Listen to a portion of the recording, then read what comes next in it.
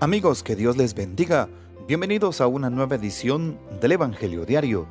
Estamos al lunes 1 de junio, en esta novena semana del tiempo ordinario. Empezamos este mes de junio en el nombre del Padre, y del Hijo, y del Espíritu Santo, con la fiel custodia de San José y la intercesión de la Santísima Virgen María. Sí, ofrecemos al Señor este mes que empezamos.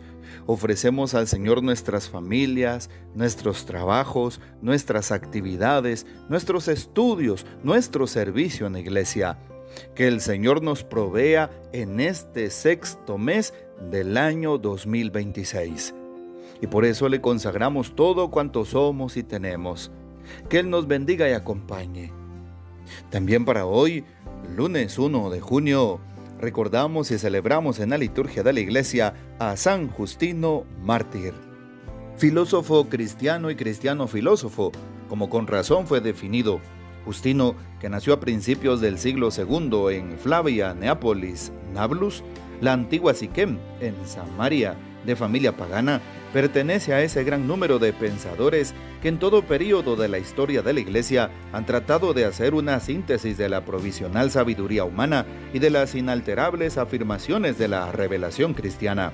El itinerario de su conversión a Cristo pasa a través de la experiencia estoica, pitagórica, aristotélica y neoplatónica. De aquí el desemboque casi inevitable, o mejor, providencial, hacia la verdad integral del cristianismo. Él mismo cuenta que, insatisfecho de las respuestas que le daban las varias filosofías, se retiró a un lugar desierto, a orillas del mar, a meditar, y que un anciano al que le había confiado su desilusión le contestó que ninguna filosofía podía satisfacer al espíritu humano, porque la razón es incapaz por sí sola de garantizar la plena posesión de la verdad sin una ayuda divina. Así fue como Justino descubrió el cristianismo a los 30 años. Se convirtió en convencido predicador y, para proclamar al mundo este feliz descubrimiento, escribió sus 2 apologías. La primera se la dedicó en el año 150 al emperador Antonino Pío y al hijo Marco Aurelio, y también al Senado y al pueblo romano.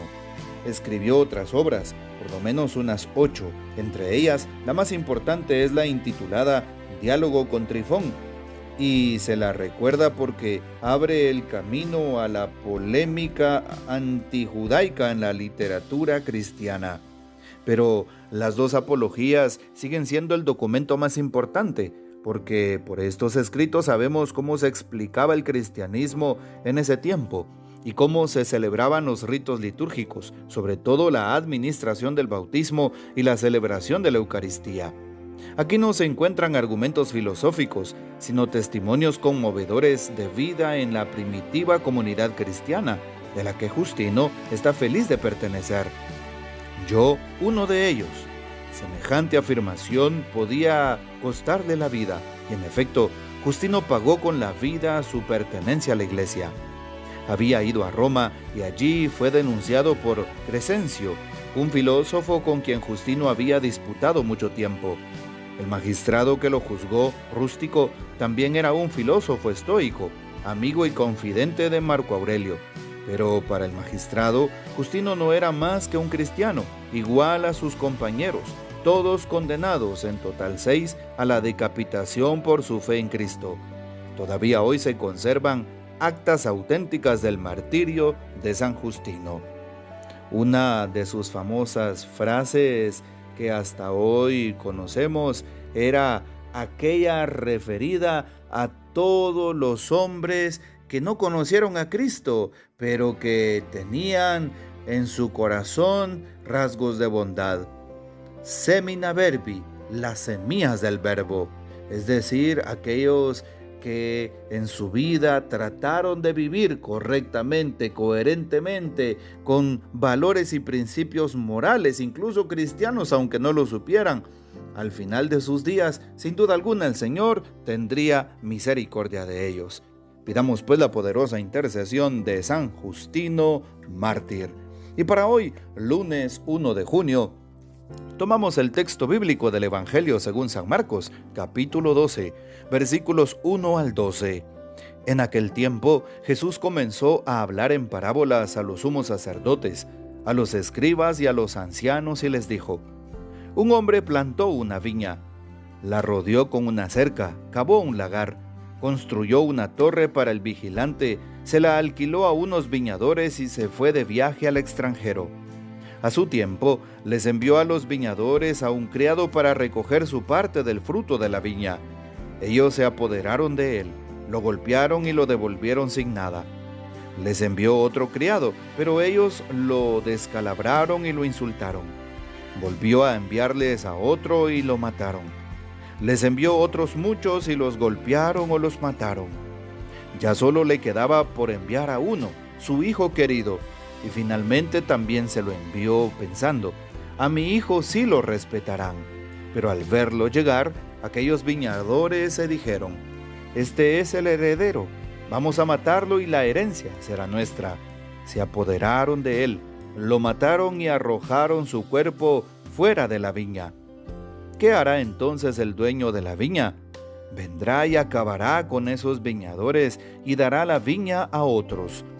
¿Acaso no han leído en las Escrituras: la piedra que desecharon los constructores es ahora la piedra angular? Esto es obra de la mano del Señor, es un milagro patente.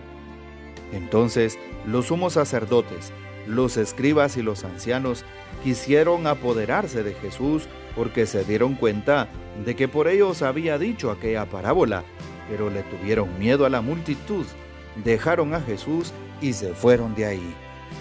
Palabra del Señor, gloria a ti, Señor Jesús. Hoy la primera lectura tomada de la segunda carta del apóstol San Pedro, capítulo 1, del 1 al 7, nos recuerda cómo San Pedro empieza a manifestar de dónde ha obtenido la fe tan preciosa cada cristiano. Y nos recuerda que se nos ha otorgado lo necesario para llevar una vida en santidad. Sí, por eso, cuán importante es vivir siendo santos, que la principal tarea que tengamos sea buscar la santidad. Y buscar la santidad no es otra cosa sino vivir según los criterios de Cristo, según su voluntad, según el Evangelio. Muchas veces vivimos según nuestros propios criterios, servimos según nuestros propios pensamientos, obramos según lo que se nos ocurre y antoja. Y hoy estamos llamados a vivir en santidad, que es imitar a Jesús. Claro, no es fácil imitar a Jesús, pero a esto nos invita la primera lectura. También hoy el texto nos recuerda aquella parábola de el dueño de la viña, de cómo hizo un viñedo y arrendó a algunos viñadores el lugar y se fue. Y cómo Jesús nos explica que aquel dueño de la viña es precisamente Dios nuestro Padre. Aquel viñedo es el mundo entero. A quienes les alquiló la viña somos todos nosotros los que vivimos en este mundo. Y aquellos trabajadores suyos que enviaba y que los mataban son los profetas, son los apóstoles y todo hombre y mujer de buena voluntad que ha dado su vida por Cristo y que han sido señalados, juzgados, encarcelados, incluso que han dado testimonio a través de morir mártires. También nos damos cuenta que su Hijo es Jesucristo nuestro Señor. Nos está describiendo hoy el Evangelio de San Marcos, en resumidas cuentas, la vida de Cristo. Cómo al venir al mundo y al tratar de dar testimonio del reino de Dios, fue apresado, le pusieron falsos testigos en el juicio y lo condenaron a muerte. Cada uno de nosotros participamos de esa condena siempre que cometemos un pecado, una falta, odios, mentiras, furores, borracheras, vicios, brujerías, infidelidades, y puedo mencionar muchísimas cosas. Pidámosle al Señor que nos ayude para que no seamos como aquellos viñadores desalmados, que sigamos haciendo daño al dueño de la viña, Más bien debemos procurarle hacer siempre el bien y no solamente a Dios, sino también al prójimo. A esto estamos invitados hoy. Piensa, ¿le estoy haciendo bien a Dios? ¿Le estoy haciendo bien al prójimo? Y cuando hablamos de prójimo, hablamos de las personas más cercanas con las que convivas a lo largo de toda tu jornada. Así que bueno, trata de amar, trata de perdonar y trata de servir según el corazón de Cristo. Que el Señor nos bendiga, que María Santísima nos guarde y que gocemos de la fiel custodia de San José. Y la bendición de Dios Todopoderoso, Padre, Hijo y Espíritu Santo, descienda sobre ustedes y permanezca para siempre. Amén. Comparte este audio y hasta mañana.